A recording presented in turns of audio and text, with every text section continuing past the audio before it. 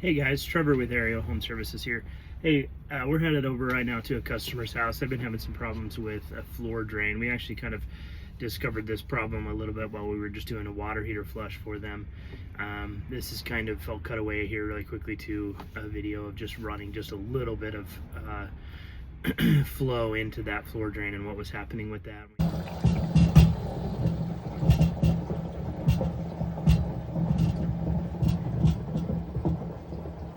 Sort of discovered that even while their water softener was just discharging every week into that floor drain, it was causing maybe just a little bit of damage in that room because that floor drain wouldn't take any of that flow from that water softener. So what happens over time with these old floor drains in houses, if you see these cast iron floor drains, many of you guys probably have those in your home, is sometimes that cap on top of the floor drain will just get totally fused to the drain itself, which was the case originally in this house.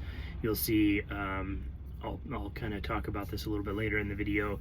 As you try to take the cap off, sometimes it'll just totally crumble into pieces. Basically, like, sometimes that cap being fused to the top won't allow you to do anything with the drain at all, like try to auger it out or suck that out with a shop vac or anything like that to try to get it cleaned out. But most of the time with these older floor drains, you don't have a lot of options to really get them functioning well again, because in a lot of cases the problem with the floor drain isn't that it's clogged or anything like that. It's just that the cast iron inside of there, which is metal, obviously has just had years and years of being full of water all of the time. So that metal has eroded and corroded away to the point where either you really don't even have a bottom of a P-trap anymore and the soil has kind of come into there, or that cast iron has sort of collapsed in on itself and now there's just all of those metal shavings and stuff in there that you're really not going to be able to get out. In any case, the purpose of that floor drain in the lowest point of your house is, in general, is kind of your last line of defense against your home flooding, and that gives all that water somewhere to go. So you really want a really good functioning floor drain down there, something that's going to take a lot of flow. So even if you get one of those older cast iron floor drains functioning, you know, pretty well, it's not going to function as well as a new ABS P-trap and like a larger diameter opening ABS floor drain.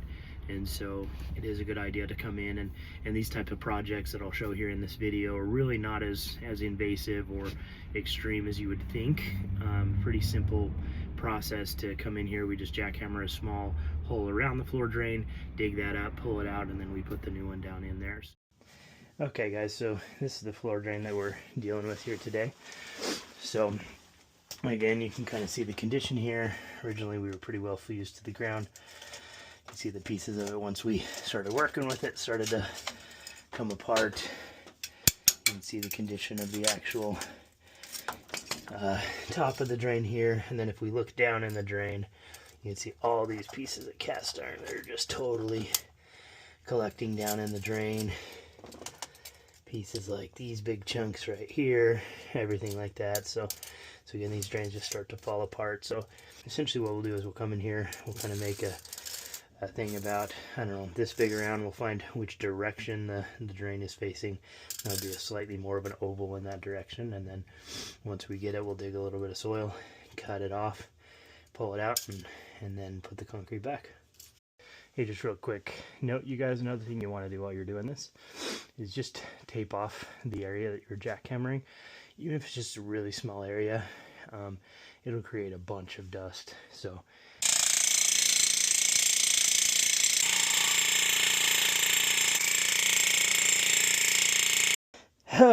out of breath. As you can see, we made a real mess in here, and we'll get this all dug out. We got to see which way the drain is going.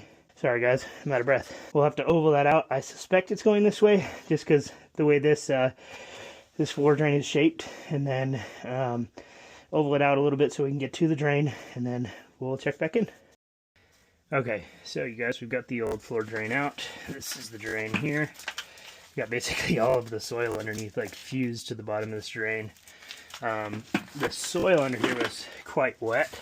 So we do know that we were losing a lot into the soil, so the bottom of this trap was compromised at some point. It's hard to say for sure. I might hit it with a hammer and kind of see what's going on with it. But we do actually have ABS pipe under here, which, you know, is common obviously for this age of home. This is a really thick clay soil under here, so it's going to be really fun to dig this out. Okay guys, so what we're doing right now is we're just sort of taking our measurements of where we want our floor drain to sit in here, and we're already kind of cutting our pieces and getting ready to put this stuff into place. So this first part that I'm setting right here is going to be the coupling to actually attach to the drainage system on the other side. So what we're going to do right now is we're going to glue this piece that's taken us as far out as we need it to be. So again, with our ABS, glue it, put it in, turn that about a quarter to a half of a turn, come onto our pipe here, get that, coupling, do the same thing here, hold that on for just a second. And then with our trap weir, I've already kind of marked, I don't know if you can see it that well, where I need that to be.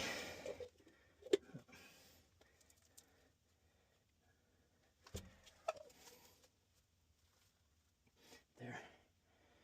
Okay. Glue kind of getting a low. That's okay. Glue there. Glue there. Get that guy in there. I'm going to drop our level on there. And just make sure we're perfectly level. Anyway, that guy's in, and then basically we're going to get this guy. We just need to get a measurement on our height there, and then we'll get that set into place. I just wanted to show you a couple of tips on these drains too. So first of all, getting your measurement for this height here. You can do a couple of things. We obviously want to be like graded in. It's hard to get like your edge, but you can use your level or whatever you want to, but we're going to be graded down. Sometimes it's hard because you've got so many different sides and everything, but you just want to kind of find the relative spot of where you're going to be. If you take your little drain cap off, then you can get your measurement from the inside there. About 3 1/4, and obviously remember we've got your little inside lip.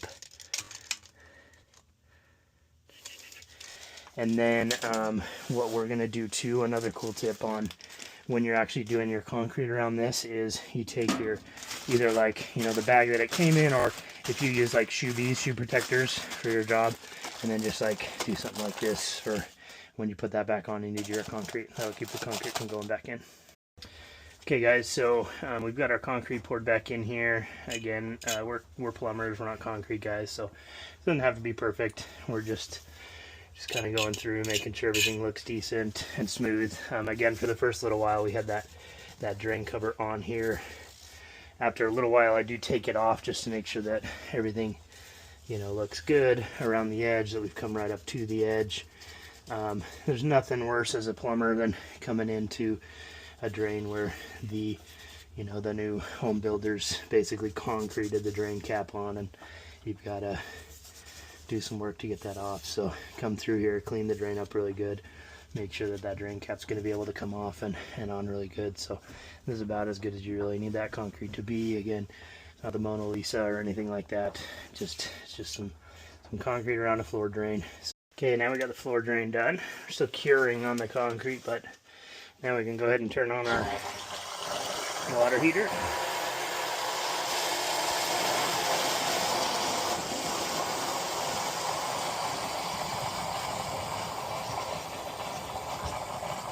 There we go. Got 80 pounds of, 75 pounds of pressure, full flow, water heater flush going down this drain. Full blast. So you can see how much pressure that is. So before, again, we couldn't even keep up with basically a trickle coming out. Now they can definitely flow anything we need to down here.